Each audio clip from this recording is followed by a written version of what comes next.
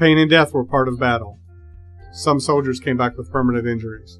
When it hit, it knocked me probably from here in the hall there, flat against a tree.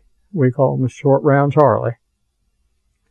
And the piece of shrapnel went in the side of my foot here. It was probably about that big, and it was shaped like that into a point out here. And then this was larger. And when it went in the side of my foot, the sole of my shoe hit this part here and kept it from going clear through. So I was on a road sweep on the left side of the road, leading a road sweep with a fire team. And I ended up fire team leader from elimination on November the 6th. So, went out there and, I was leading out through there, and, next thing I know, I'm flying through the air.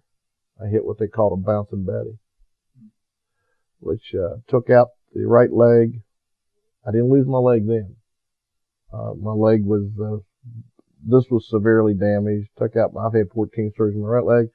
Took my elbow out, part of my ear, and my left hip. And what saved my right arm was my M16 because I had it slung. You know, I had it slung up top of my shoulder, and the blast, the rifle took the blast, which blew it in half. I had sat down to eat, and we had a radar system that picked up incoming rounds, but they had to hit a certain height for it to catch them. They didn't always catch them. Right. But at that time, the alarm went off, and I had enough time to stand up and turn around, and the explosion hit. And I remember dirt flying in my face, and I passed out or was knocked out or whatever. Woke up, and they were screaming everywhere. And I knew that there were several Iraqi guys that were hurt. I knew that. I could hear them screaming.